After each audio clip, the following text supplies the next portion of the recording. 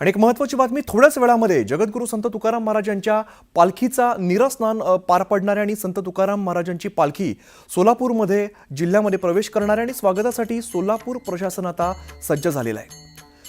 प्रियंका आमच्या प्रतिनिधी आपल्या सोबत। प्रियंका, काय सध्याचं वातावरण दिसते? स्वागतासाठी सोलापूर नगरी आता सज्ज झालेली दिसते।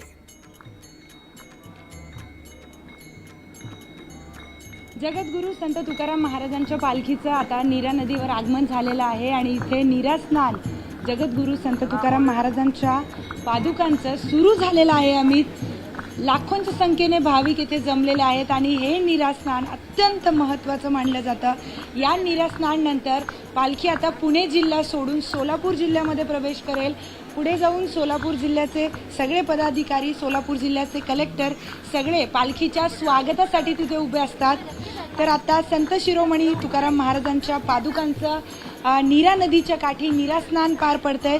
दृश्य आपण थेट बघू शकतो। आता आरती देखील सुरू झालेली आहे। जगद्गुरू संत तुकाराम महाराजांच्या पादुकांची या पादुका इथे पालखीत विराजमान करण्यात आल्या होत्या आणि त्यानंतर त्याची आरती सुरू झालेली आहे। ज्ञानबा माऊली तुकाराम अशा जयघोषामध्ये इथे अतिशय सुंदर पद्धतीने हे नीरा स्नान सुरू झालेलं आहे। नीरा नदीचा प्रवाह आपण बघू शकतो। दरवर्षीपेक्षा यावर्षी प्रवाह अतिशय वाढलेला आहे, त्यामुळे सगळ्या भाविकांना विनंती करण्यात आली आहे की त्यांनी पाण्यापासून थोडंसं लांब राहावं, प्रवाहाच्या अगदी जवळ न जाता थोडंसं लांबून ते पाणी पायावर घ्यावं। त्याचबरोबर जगद्गुरू संत तुकाराम महाराजांचा अगदी म्हणजे सगळीकडे फुलांचं आच्छादन करण्यात आलं आहे।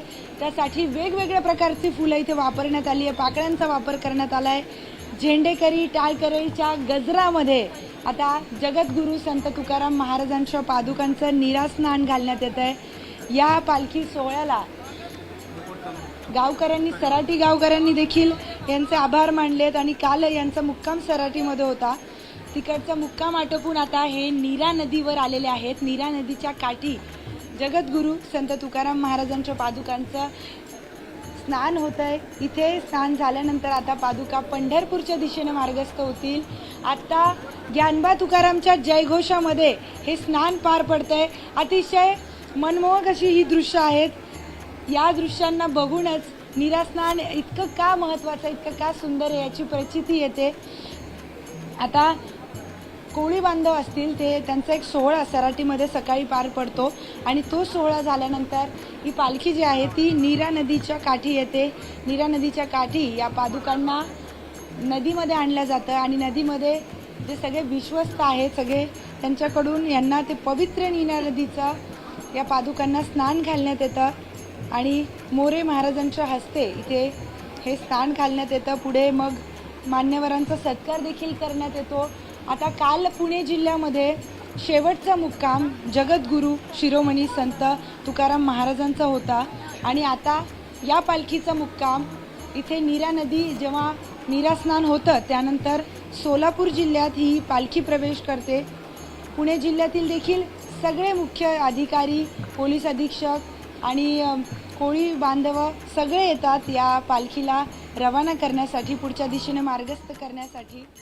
आणि काल पुणे जिल्ह्यात अगदीच प्रियंका, खरंच मोठ्या प्रमाणात उत्साह सुद्धा बघायला मिळतो। खरं तर या संपूर्ण वारीच्या प्रवासामध्ये वारकऱ्यांचा जो अगदी उत्साहाचं जे क्षण मानला जातो तो त्यातलाच एक क्षण म्हणजे खरं तर नीरा स्नान आणि आज हा सोहळा सगळा सराटीमध्ये पार पडतोय।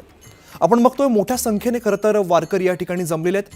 हातामध्ये भगव्या पताका आहेत, तुळशी वृंदावन आहे आणि हे सगळे वारकरी पंढरीच्या दिशेने जात असताना महत्त्वाचं जे असतं ते नीरा स्नान असतं आणि या ठिकाणी मोठ्या प्रमाणात हे सगळे वारकरी जमलेले आहेत।